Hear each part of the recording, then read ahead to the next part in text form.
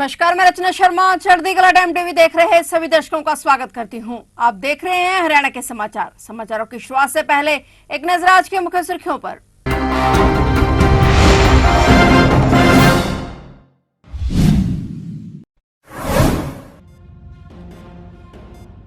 कांग्रेस विधायक सुरेंद्र पवार गिरफ्तार। हरियाणा में अवैध खनन को लेकर ईडी की दस्तक। कांग्रेस विधायक को अंबाला कोर्ट में किया पेश।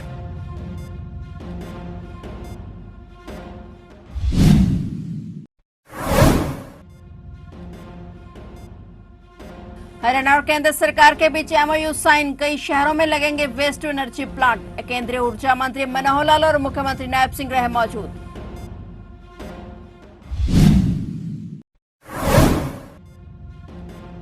पंचकुला दौरे पर सीएम केजरीवाल की पत्नी। हरियाणा विधानसभा चुनावों की तैयारी में जुटी आप। सुनीता केजरीवाल का पंचकुला में केजरीवाल की गारंटी प्रोग्राम।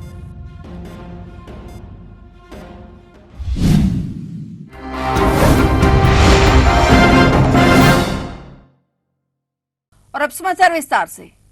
हरियाणा में ईडी का एक्शन लगातार जारी है। अब एक और कांग्रेस विधायक ईडी के निशाने पर है और उन्हें हिरासत में लिया गया है। फिलहाल कांग्रेस विधायक सुरेंद्र पवार को ईडी ने गिरफ्तार कर लिया है और उन्हें अपने साथ ले गए। जानकारी के अनुसार हरियाणा में अवैध खनन को लेकर ईडी की तरफ से लगातार एक्शन हो रहा है। इससे पहले कांग्रेस विधायक रावतान सिंह के 15 ठिकानों पर ईडी ने एक्शन लिया था और 24 घंटे तक कार्रवाई की थी। अब सुबह के सोनीपत के कांग्रेस विधायक सुरेंद्र पवार पर एक्शन लिया गया है। फिलहाल जानकारी मिली है कि कांग्रेस विधायक सुरेंद्र पवार को ईडी ने अरेस्ट कर लिया और उन्हें अंबाला कोर्ट में पेश किया गया। बताया जा रहा है कि ईडी ने सुरेंद्र पवार का 14 दिन का रिमांड मांगा और 17 पन्नों की रिमांड अर्जी लगाई। मामला अवैध खनन से जुड़ा हुआ है।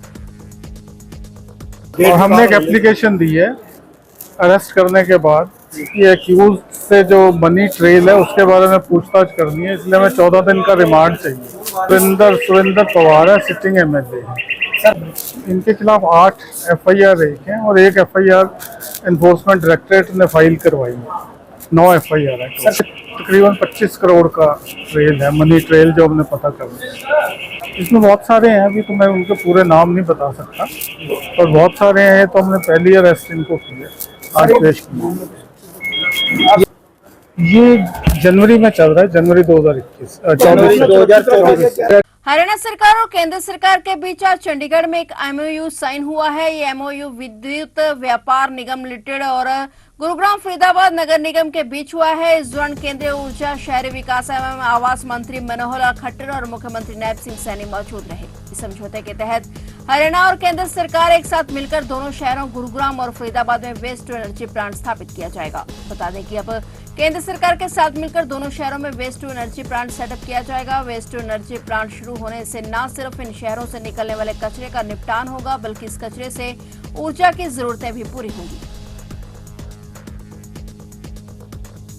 दिल्ली के सीएम अरविंद केजरीवाल की आम आदमी पार्टी की स्थापना के 1 दशक से भी ज्यादा समय बीत जाने के बाद तक सुनीता केजरीवाल लो प्रोफाइल बनी रही हैं, मगर अपने पति की गिरफ्तारी के बाद से एक नहीं कई मौकों पर वह अरविंद केजरीवाल के समर्थकों को संदेश देते हुए सुर्खियों में आई हैं। हरियाणा विधानसभा चुनाव इसी साल होने हैं और सुनीता केजरीवाल आज पंचकुला में केजरीवाल की गारंटी प्रोग्राम लॉन्च कर रही है। सुनीता केजरीवाल पंचकुला से हरियाणा में पार्टी की पैठ बनाने की कोशिश कर रही हैं, जहां साल के अंत में चुनाव होने हैं। सुनीता केजरीवाल को लोकसभा चुनावों में पार्टी ने एक प्रकार से स्टार कैंपेनर की तरह पेश किया था और आज सुनीता केजरीवाल आपके राष्ट्रीय संयोजक की गारंटियों को हरियाणा के लोगों तक लेकर आई हैं। उनका फोकस बदलाव पर है, जिससे वह न सिर्फ बीजेपी बल्कि कांग्रेस को भी निशाने पर ले रही हैं। इस दौरान उन्होंने मन से दिल्ली और पंजाब में आप पार्टी द्वारा किए गए कामों को उजागर करने का काम किया। उन्होंने भाजपा पर निशाना साधते हुए ये भी कहा कि ये अरविंद केजरीवाल की गारंटी होगी, न कि मोदी की खोखली गारंटी।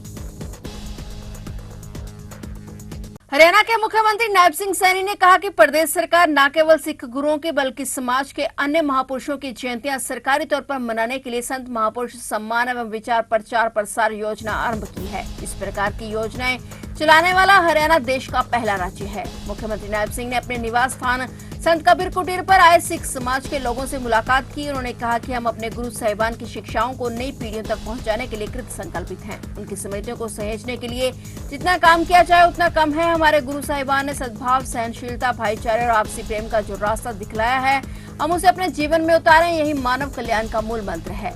इस अवसर पर हरियाणा सिख गुरुद्वारा प्रबंधक कमेटी के सदस्यों ने मुख्यमंत्री नायब सिंह सैनी को 18 सूत्रीय मांग पत्र भी सौंपा, जिस पर मुख्यमंत्री ने संबंधित विभागों को भेजकर आवश्यक कार्रवाई का आश्वासन दिया। सदस्यों ने मुख्यमंत्री को सरोपा भेंट कर उनको सम्मानित किया। हरियाणा सरकार अब शहरवासियों को एक और तोहफा देने की तैयारी में है। शहरी निकाय विभाग ने अपनी निकायों की पुरानी सीमा की छोटी बड़ी सभी तरह के अवैध कॉलोनियों को वैध करने का प्रस्ताव पास कर दिया है। मुख्यमंत्री नायब सिंह सैनी ने शहरी निकाय मंत्री सुभाष सूदा के प्रस्तावों पर फाइनल मोहर लगा दी है। सरकार के इस फैसले से अब निकायों की पुरानी सीमा में एनडीसी का सरलीकरण हो गया है और इस सीमा में आने वाली प्रॉपर्टी का एनडीसी मिलने में किसी तरह की कोई दिक्कत नहीं आएगी। अब कोई भी व्यक्ति एनडीसी लेकर तहसील में अपनी रजिस्ट्री करवा सकता है। अगले सप्ताह तक तहसीलदारों के कंप्यूटर में पुरानी सीमा का खसरा नंबर फीड कर दिया जाएगा और इस योजना को सिरे चढ़ाने के लिए निकाय विभाग के अफसरों को टीम काम में जुट गई है। हरियाणा के कांग्रेस विधायक सुरेंद्र पवार की गिरफ्तारी पर हरियाणा कांग्रेस नेता और सांसद दीपेंद्र सिंह हुड्डा ने बयान दिया है। उन्होंने कहा कि हरियाणा में कांग्रेस की एक लहर बन चुकी है और भाजपा के खिलाफ लोगों में नाराजगी देखी जा रही है। इसी कारण भाजपा जांच एजेंसियों का दुरुपयोग करके विपक्ष की आवाज को दबाने का काम कर रही है। दीपेंद्र ने भाजपा पर तंज कसते हुए कहा कि वे जितना विपक्ष को निशाने पर लेंगे उतना ही जनता भाजपा को निशाने पर लेगी।